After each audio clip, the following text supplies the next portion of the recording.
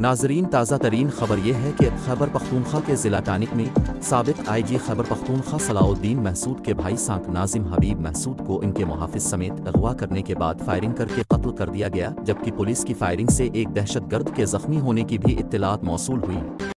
Police हुक्काम के मुताबिक साबिक़ IG के भाई को पत्थर पुल के करीब से अगवा किया गया था। उन्होंने बताया कि अगवाकारों ने हबीब महसूद को मंजई के मकाम पर फायरिंग करके कत्ल किया, जबकि मुल्ज़िमान की फायरिंग से जख्मी ड्राइवर भी अस्पताल में दम तोड़ गया। ताहम BPO टिनक का कहना है कि पुलिस की भारी नफरी अगवाकारों की तलाश में है।